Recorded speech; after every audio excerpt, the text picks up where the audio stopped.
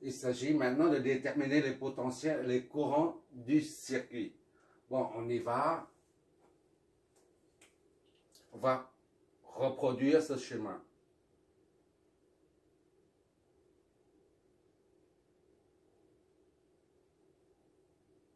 Voilà.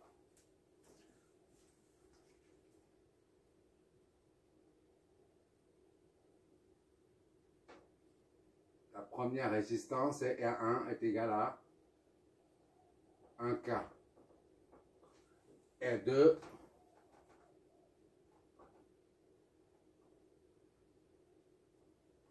est égal à 4K. R3 est égal à 2K.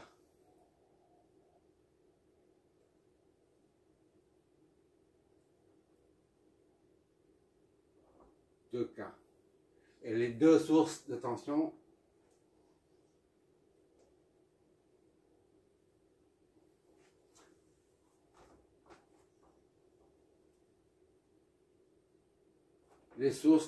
sont munies de deux signes, positifs et négatifs. Ça, c'est le deuxième exercice. Je vais doucement, je détaille tout et je répète tout. À partir du troisième exercice, j'irai beaucoup plus vite. Plus et moins. VA est égal à la source de tension indépendante. VA est égal à 9 volts. D'accord? Et la source de ce côté est de même nature, mais de VB est de 6 volts. D'accord? Maintenant, il faut relier, boucler le circuit. Voilà.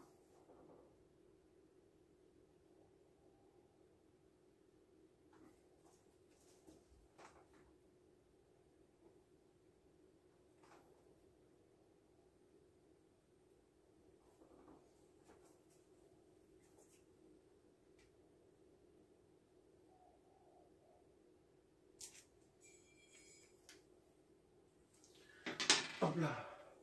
Il faut boucler le circuit. Voilà.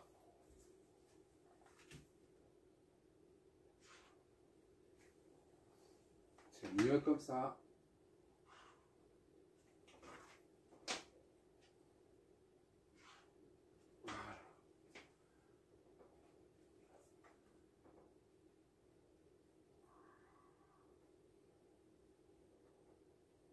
Voilà.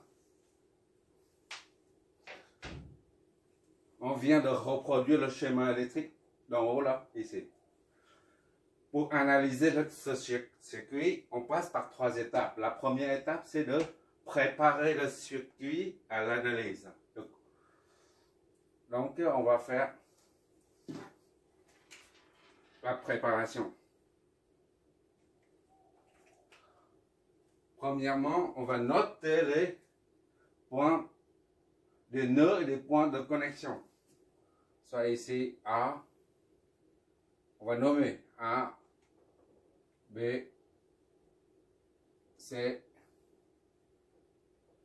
Il faut que ça devienne une habitude. O, puisque ici c'est le même point, ça relie ensemble, on met O ici aussi. De même que là, O. D'accord?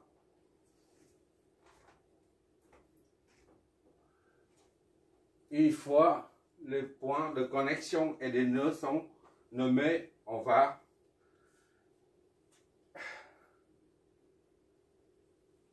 marquer les potentiels des nœuds. Ici c'est VA. Ici c'est VB.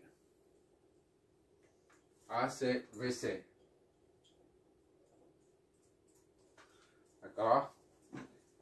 Et enfin ici c'est VCO, VO.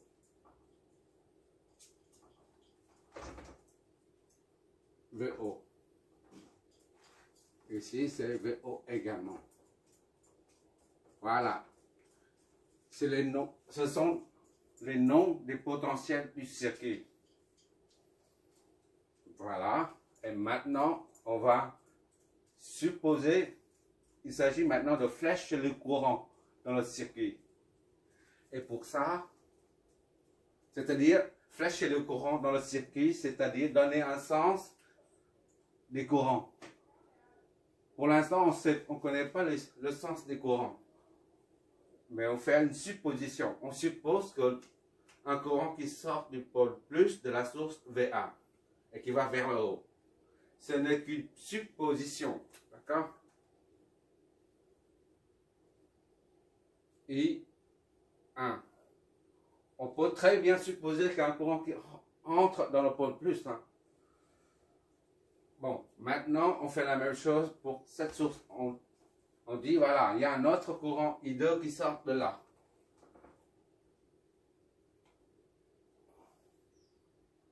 Ce n'est qu'une supposition, mais notre supposition doit être logique et cohérente.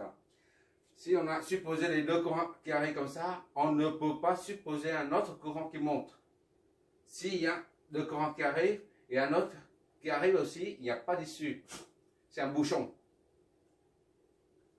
Un qui arrive, l'autre qui arrive, et le troisième qui arrive ici, c'est un bouchon. Donc le courant ne peut pas circuler.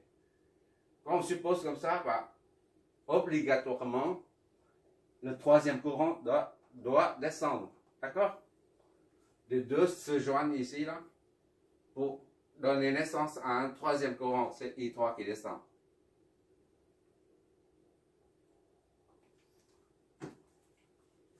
Bien qu'il s'agisse d'une supposition, mais la supposition doit être logique. D'accord? Bon, ça c'est les courants. 1, 2, 3. On a fléché le sens du courant. À présent, on va flécher les différences de potentiel. Quand on parle, on peut dire la tension au lieu de dire la différence de potentiel aux bornes d'un élément. Donc, on va flécher les tensions aux bornes de chaque élément. Comme il s'agit là d'une source de tension. La flèche de courant et la flèche de tension doivent s'orienter dans le même sens. Et par conséquent,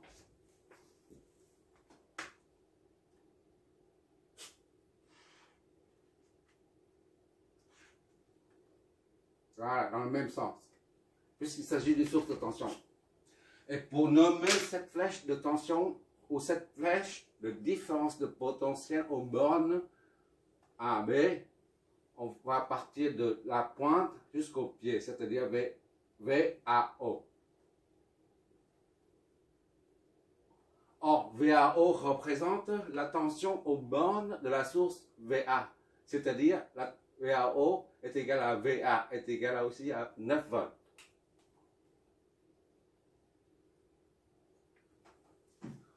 On fait la même chose pour ce côté. Ça, c'est une source de tension, d'accord?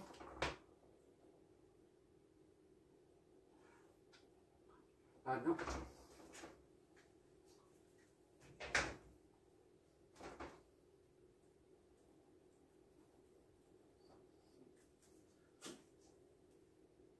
Ça, c'est une source de tension. Donc, la flèche de tension et la flèche de courant doivent s'orienter dans le même sens.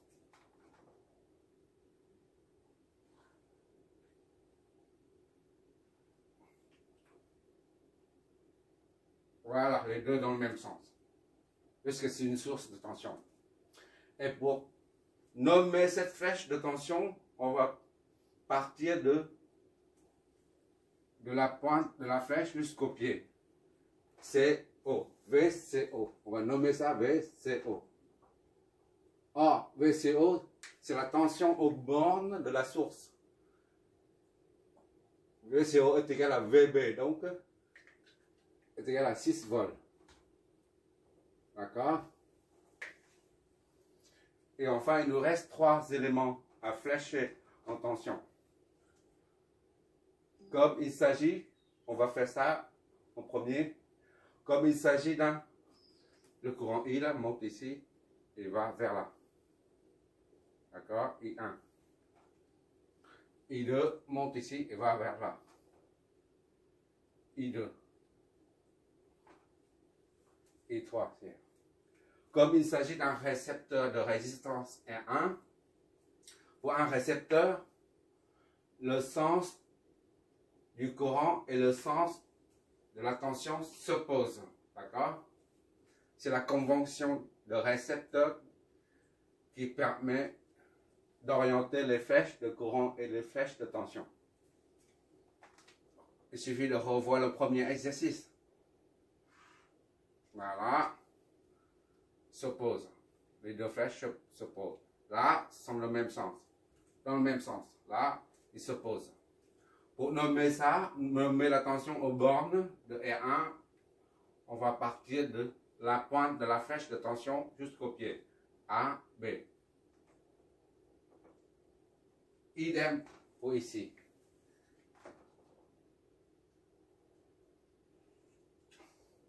Voilà. Les deux flèches, la flèche de courant et la flèche de tension s'opposent. Et pour nommer cette flèche de tension, on part de la pointe de la flèche jusqu'au pied. Ça, c'est B. Et enfin, le dernier récepteur, c'est le même principe qui s'applique. Voilà. Un récepteur, d'après la convention de récepteur, le sens du courant et le sens de la tension s'opposent. Et pour nommer cette tension, on part de la pointe de la flèche jusqu'au pied, soit V, B, O. Il y a cette tension et cette tension, ces deux-là sont connus, 6 volts et 9 volts. Par contre, ces tensions VAB, VCB et VBO sont inconnues. D'accord?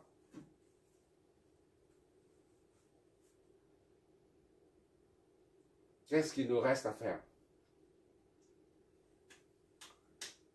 Voilà, tous les courants, toutes les tensions sont présents, sont mis en évidence. Maintenant, ainsi que les potentiels. Il manque une seule chose. C'est là le niveau 0 volt de référence du circuit, de l'ensemble du circuit. Je reprends ici l'explication. Quand c'est marqué 9 volts d'une source de tension indépendante, ça signifie qu'au niveau du pôle plus, ici, là, il y a 9 volts. Au niveau du point moins, pôle moins, il y a 0 volts. D'accord? Idem ici. 60 volts ici. Et 6 volts ici. Parce que la source de tension fait 6 volts. Au pôle plus, il y a 6 volts. Au pôle moins, il y a 0 volts. D'accord? 0 volts ici, 0 volts ici. Ces deux 0 volts représentent le 0 volt absolu. 0 volt de la source de tension VB. 0 volt ici représente le 0 volt de la source de tension de 9 volts. Maintenant, ce sont des 0 volts absolus. Maintenant, il s'agit de fixer un 0 volt pour relatif, c'est-à-dire pour l'ensemble du circuit. Oh, et mon stylo.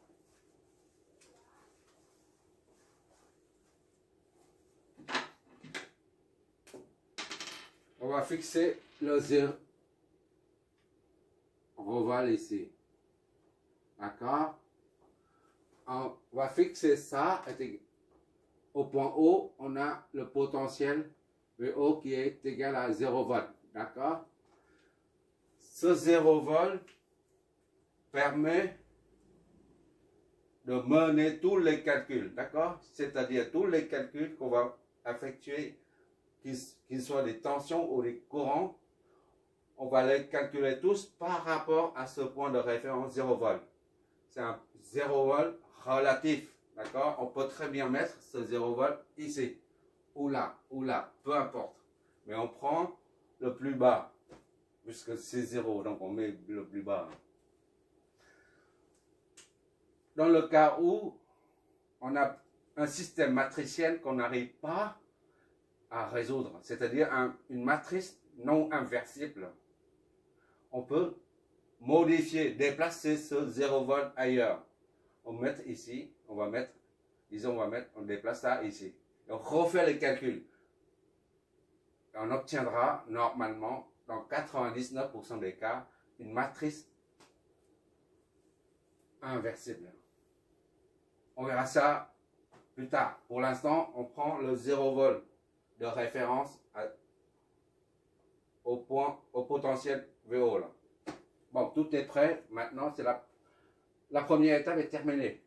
La préparation du circuit à l'analyse est terminée. Voilà, tout est là. Tout est prêt maintenant. Maintenant, on va appliquer la loi d'Ohm. Deuxième étape consiste à poser les équations électriques. La loi d'Ohm nous dit que B est égal à RI. Le potentiel aux bornes d'un récepteur est égal à la résistance multipliée par le courant qui la traverse. On y va. Prenons ça. VAB est égal à la résistance R, ici, ça correspond à R1. Fois I. I correspond à I1. Or, VAB, la différence de potentiel aux bornes AB est égale au potentiel au point A moins le potentiel au point B. Soit VAB est égal à VA moins VB. D'accord? R1 fois I1. D'accord?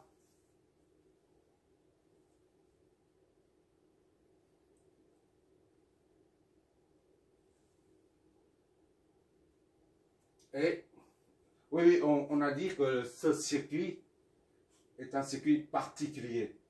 On va exploiter au lieu de... On va exploiter les particularités de ce circuit pour raccourcir la résolution. D'accord? On a dit tout à l'heure. C'est quoi la particularité de ce circuit? On voit ici le 0 volt de la source de tension, là, ici, là, comme ici, est confondu avec le 0 volt de référence qu'on a fixé arbitrairement à 0 volt. D'accord? On va exploiter cette particularité. Bon, comment on fait pour exploiter ça? Au lieu d'utiliser directement ça, d'accord? On va faire VAO, là, la tension VAO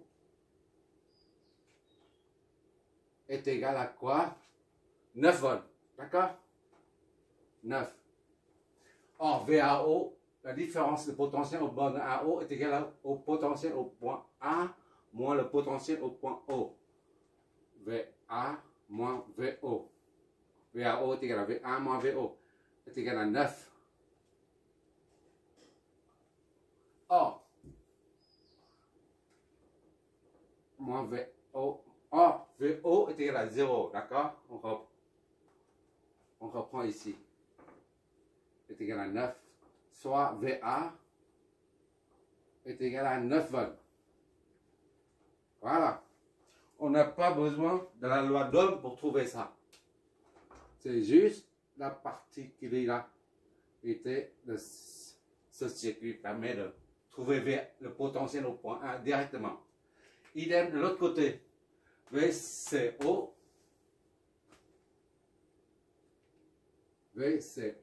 est égal à 6 volts. D'accord? Or, VCO, la différence de potentiel aux bornes de CO est égale au potentiel au point C moins le potentiel au point O. Soit VCO est égal à VC moins VO.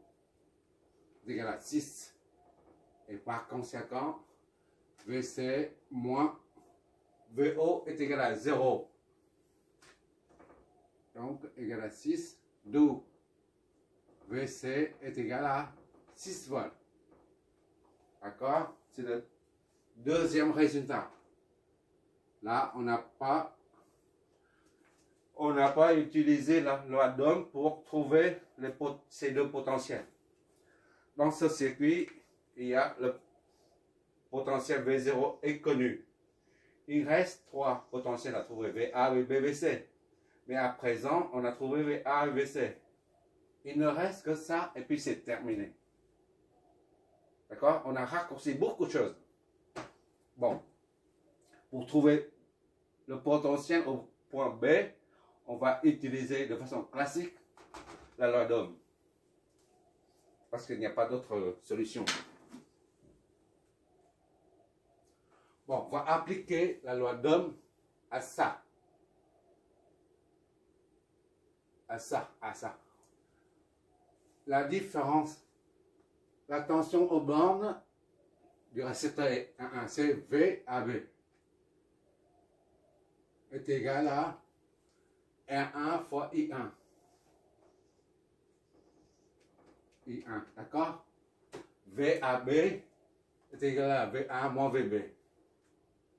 VA moins VB est égal à R1 I1. Je vérifie si à l'écran, si on voit toujours. Ok, on voit toujours, c'est bon. Soit I1 est égal à VA moins VB. Moins VB. Sur R1, d'accord?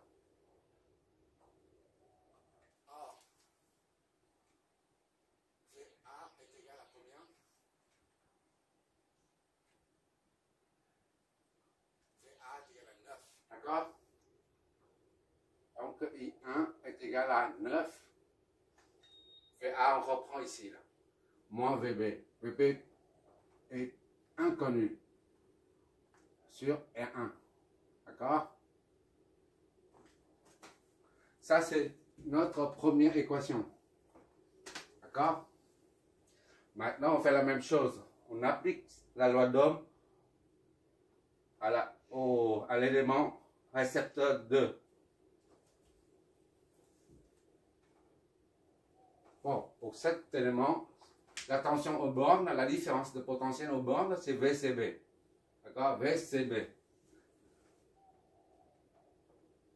est égal à R2 fois le courant qui la traverse. R2 fois I2.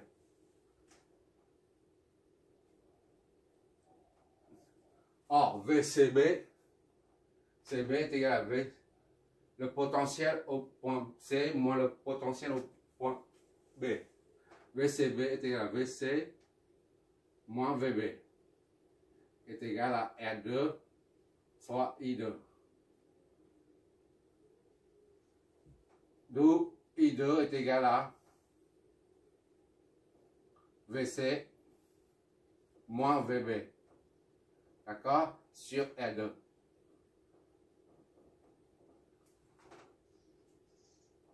Puisque VC est égal à 6, on remplace là-dedans. Soit I2 est égal à 6 moins VB sur R2. C'est notre deuxième équation. D'accord?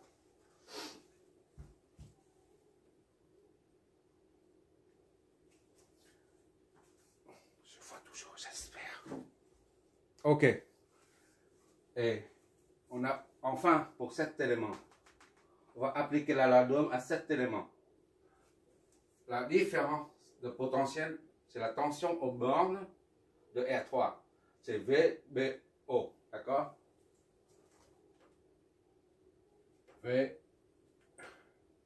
VBO est égal à la résistance R3 multiplié par le courant qui la traverse, I3. D'accord? I3 là.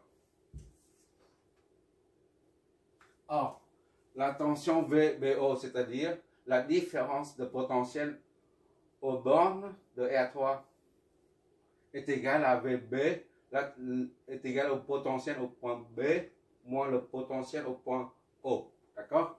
VBO est égal à VB moins VO. C'est égal à R3 fois I3, c'est pas I2, I3. Voilà. D'où, j'espère que... Ok. De là, on en déduit I3 est égal à VB moins VO sur R3. D'accord? R3, I3. Ah, VO est nul. Donc, I3 est égal à VB sur R3. C'est notre troisième équation. D'accord?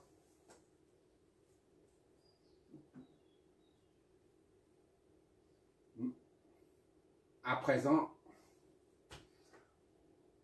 notre objectif, c'est de trouver les potentiels VA, VB, VC et en déduire les courants. D'accord? Maintenant, on va appliquer la loi des nœuds. Un mot savant, là. Loi des nœuds. C'est-à-dire I1, I2 plus I2 est égal à I3.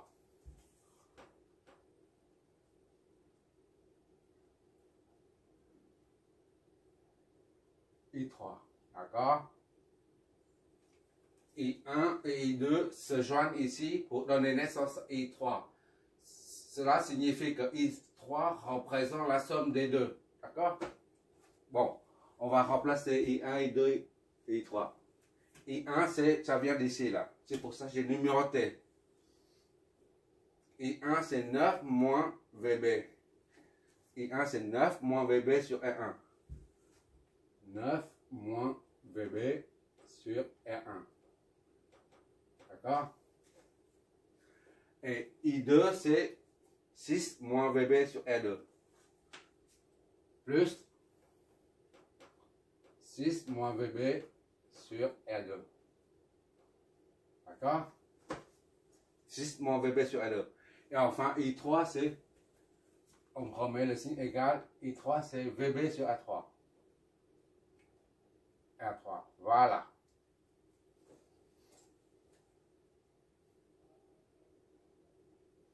Il s'agit d'une équation de premier degré où il y a une seule inconnue VB. Donc, on va résoudre cette équation pour trouver VB et le travail sera terminé. On aura VA, VB, VC. Le dénominateur commun, c'est le produit des trois, V1, 1, R2, R3. Ici, il manque R2 et R3. Donc, R2, R3 fois 9 moins VB. D'accord? Ici, il manque R1 et R3. Plus R1, R3 fois R3 fois 6 moins VB. D'accord? Et enfin, ici, il manque R1 et R2.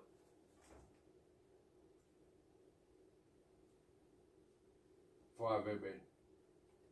Voilà. On développe tout ça. Ça fait 9. R2, R3. D'accord? Moins R2, R3, VB. Ici, on développe 6, R1, R3.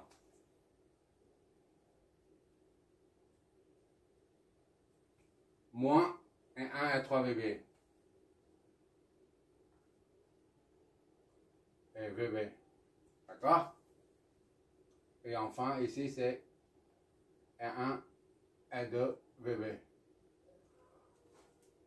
On met tout VB, tous les VB d'un côté.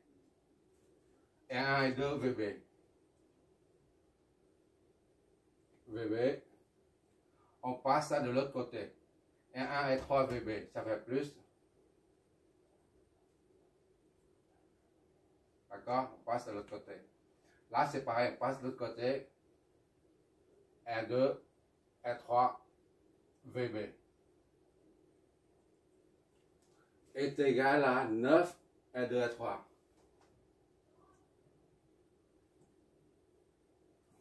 Ici, là, et 6 et 1 et 3.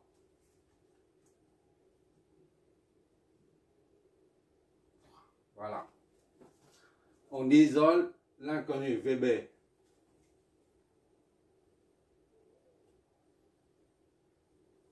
Il reste un 1 et 2. Ici, il reste un 1 et 3. Et là, un 2 et 3. Il reste un 2 et 3. VB est isolé de cette expression. Est égal à 9 et 2 et 3 plus 6 et 1 et 3. D'accord? Donc, VB est égal à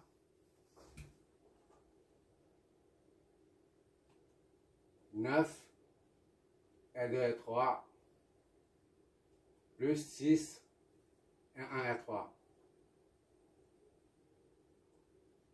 Plus 6 et 1 et 3. Tout ça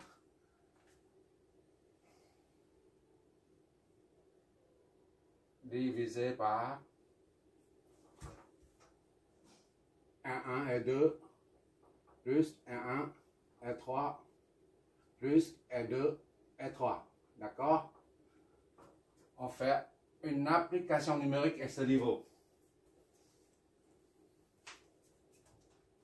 Application numérique, ça nous donne quoi? Hop là!